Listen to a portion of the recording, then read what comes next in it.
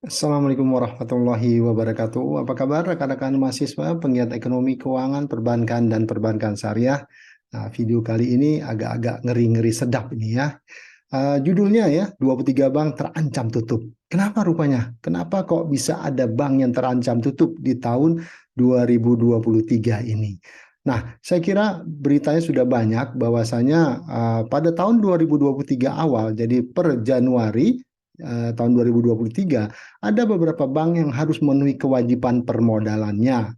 Ya, ini ada beberapa bank yang harus memenuhi kewajiban permodalannya, yaitu sebesar 3 triliun. Jadi bisa dibayangkan kalau misalnya ada bank yang modalnya masih di bawah 3 triliun, ya mereka harus menyetor kekurangannya sehingga di tahun 2023 itu akan modalnya akan menjadi 3 triliun. Nah, hal itu sesuai dengan POJK nomor 12 ya tahun 2020 ini pada bulan Maret ya tentang konsolidasi bank umum. Jadi berdasarkan POJK nomor 12 tersebut, seluruh bank umum konvensional dan bank umum syariah harus memiliki modal minimal 3 triliun ya. Saya kira itu jumlah yang cukup luar biasa. Nah, POJK nomor 12 tersebut itu tentang konsolidasi bank umum. Ya, ini ada beberapa isi penting ya dari POJK tersebut. Yang pertama tujuannya adalah untuk mendorong penguatan permodalan bank ya dan konsolidasi perbankan di Indonesia. Ini jelas ya, semakin kuat permodalan suatu bank sehingga akan mendukung ya kestabilitas dan pertumbuhan ekonomi nasional. Yang kedua tujuannya adalah penguatan struktur ketahanan dan daya saing industri perbankan nasional. Itu pasti ya, dalam manajemen risiko modal merupakan bantalan ya dari usaha perbankan, sehingga memang dibutuhkan modal yang kuat, modal yang tahan dan sehingga dapat berdaya saing dengan industri perbankan nasional ataupun internasional ya, khususnya dinamika ekonomi dan teknologi informasi domestik dan global yang semakin lama semakin luar biasa persaingannya. Nah, skema konsolidasi nanti mungkin bisa dibaca secara detail ya. Intinya ada 4 skema konsolidasi. Pertama penggabungan, peleburan, dan integrasi. Yang kedua pengambil alihan, ya pengambil alihan diikuti dengan penggabungan, peleburan, dan integrasi. Kemudian yang tiga pembentukan KUB ya, kelompok usaha bank terhadap bank yang telah dimiliki. Nanti skema ketiga ini dilakukan pada beberapa bank sehingga mereka bisa dapat memenuhi ketentuan permodalannya. Yang keempat pembentukan KUB karena pemisahan unit usaha syariah.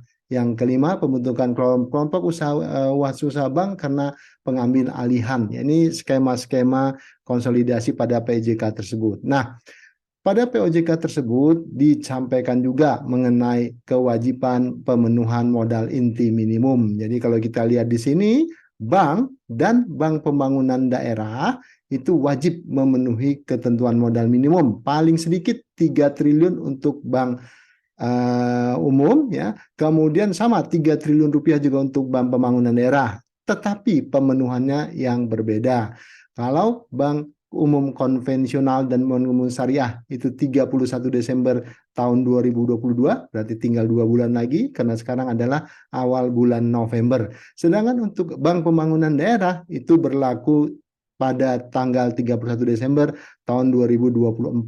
Berarti masih ada 2 tahun lagi. Tapi ini harus menjadi perhatian juga ya rekan-rekan mahasiswa penggiat ekonomi keuangan, perbankan dan perbankan syariah. Kenapa? Karena ada 18 BPD Bank Pembangunan Daerah yang masih belum mencapai modal 3 triliun ya. Jangan sampai begitu due date, begitu sampai pada tenggat waktunya bank-bank BPD ini tidak bisa memenuhi kebutuhan minimal modalnya. Nah, bagaimana bank yang tidak mampu memenuhi ketentuan modal sebesar 3 triliun? Ada tiga skema ya.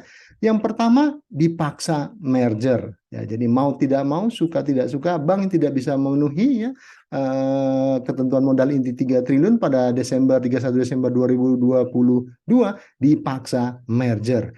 Yang kedua, downgrading menjadi BPR. Nah, sehingga kalau kita lihat ya, pada judul kita itu ada perkataan bahwasanya 23 bank berpotensi menjadi BPR atau bahkan ditutup ya. Yang ketiga ini self liquidation, likuidasi mandiri. Jadi menurut POJK ini ada 3 skema yang dihadapin oleh bank-bank yang tidak bisa memenuhi ketentuan modal inti 3 triliun di 31 Desember 2022. Jadi waktunya tinggal 2 bulan lagi. Nah, ada 23 bank ya, 23 bank yang permodalannya sampai dengan bulan September, ini kita bulan November ya, itu masih di bawah 3 triliun. Nah, kita kategorikan atas 3 bank. Jadi bank yang pertama, ini adalah mensiasati kebutuhan modal 3 triliun. Yang pertama, tadi sudah dikatakan, nah dengan membuat KUB, kelompok usaha bank. Kalau kita membuat kelompok usaha bank itu cukup 1 triliun, jadi tidak harus 1 triliun. Nah, untuk kelompok pertama ini ada 4 bank ya, ada 4 bank yang membentuk KUB, jadi cukup 1 triliun, tidak harus 3 triliun. Yaitu yang pertama adalah Bank Panin Dubai Syariah, ini bank syariah, kelompok Panin Group dengan Islamic Dubai ya, IDB, Islamic Dubai. Nah, yang kedua ini KUB-nya adalah dengan Panin, Bank Panin ya. Yang kedua adalah BCA Syariah, ini juga anak usaha dari BCA Group, sehingga dia membentuk KUB dengan BCA. Kemudian Bank KB Bukopin Syariah, ini juga KUB dengan Bank Bukopin. Kemudian Bank Raya, ini juga merupakan dari Bank Agro, BRI Agro ya, dia sehingga mengacu juga ke Bank BRI. Nah, bank ini aman. Ya, 4 bank ini aman karena masing-masing bank, 4 bank ini sudah di atas 1 triliun rupiah. Nah, ragam siasat bank lainnya dari 23 berarti 4 sudah aman ya. 4 sudah aman. Nah, siasat yang dilakukan lainnya tentunya ya, bank-bank yang sudah IPO, sudah go public, mereka akan melakukan yang disebut dengan right issue. Nah, ini ada 15 bank ya, ada 15 bank yang sedang dalam proses, yang sudah proses, bahkan yang sudah melakukan right issue, sehingga 15 bank ini relatif aman ya. Diperkirakan pada bulan Desember tahun 2022 mereka akan bisa memenuhi ketentuan minimal 3 triliun dari sisi permodalannya. Berarti 2 bank ini aman mudah-mudahan. Yang 4 pertama adalah membentuk kelompok usaha bank. Yang kedua melakukan right issue karena mereka adalah bank-bank publik ya, bank-bank yang sudah go public ya. Sehingga 19 bank ini insya Allah aman. Nah, dari 23 berarti ada 4 bank. Ya, ini 4 bank yang agak ketar-ketir ya, berkejaran dengan waktu. Artinya 4 bank ini agak was-was karena waktunya sudah tinggal 2 bulan lagi di akhir Desember 2022. Ada 4 bank ya. 4 bank ini ya, 4 bank ini kalau kita baca di media, yang pertama itu adalah Bank Victoria Syariah. Ya, Bank Victoria Syariah sebetulnya ini merupakan anak usaha dari Bank Victoria konvensional, tapi mereka tidak membentuk KUB. Rencananya Bank Victoria Syariah ini ya akan melakukan right issue dari kelompok usahanya. Itu yang pertama. Yang kedua SBI, State Bank of India, ini bank asing ya, bank asing. Mereka sebetulnya sudah 2,1 triliun, tinggal 900-an miliar lagi. Namun sampai dengan bulan November belum ada kepastian dari manajemen, dari pemilik SBI India, apakah mereka akan men-store kekurangannya. Nah, yang ketiga itu Bank Prima Bank ya, dan Bank Indeks. Nah, bank ini juga masih belum belum memberikan arah yang jelas tentang tambahan modal menjadi 3 triliun. Nah, ini bank yang ketiga ini, 4 bank ini was-was berkejaran dengan waktu. Nah, tapi isu-isunya ya mudah-mudahan Prima Bank, Bank Indeks itu ada investor yang masuk ya, tapi sampai bulan November belum ada kepastian. Nah, what next ya? Ada masalah lain ya, bila mana bank-bank tersebut berhasil ya memenuhi ketentuan modal inti minimal 3 triliun di tahun 2023. Apa masalahnya? Yang pertama ya, kalau kita lihat yang pertama tadi, permasalahan yang muncul ada 4 bank yang in proses, yang was-was ini masih menunggu waktu ya. Yang kedua yaitu next strateginya apa? Ya, terkait dengan tadi tambahan modal, otomatis pemegang saham menginginkan optimalisasi modalnya sehingga bank tersebut bisa memberikan keuntungan.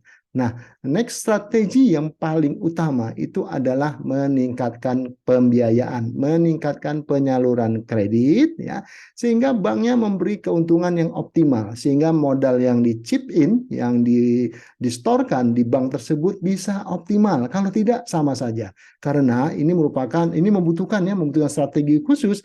Sebagai contoh, setiap tambahan modal 1 triliun ya, itu secara bankingnya itu bisa disalurkan kalau 8,5% CAR itu bisa 12,5 kali.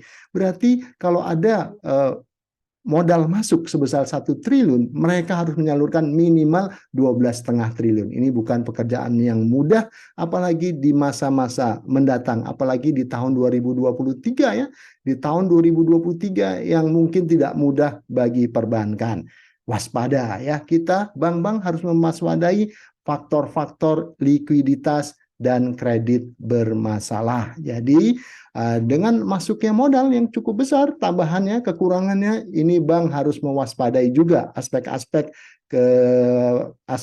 yang sangat penting, yaitu likuiditas dan kredit bermasalah. Jadi rekan-rekan mahasiswa, penggiat ekonomi keuangan, perbankan dan perbankan syariah, kita masih menghadapi proses yang masih panjang terkait dengan optimalisasi dana ataupun modal yang di-store oleh pemegang saham.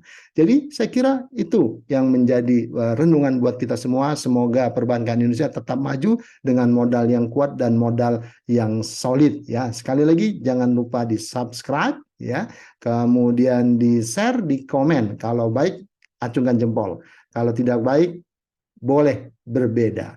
Saya kira itu, billahi taufiq wal hidayah. Assalamualaikum warahmatullahi wabarakatuh.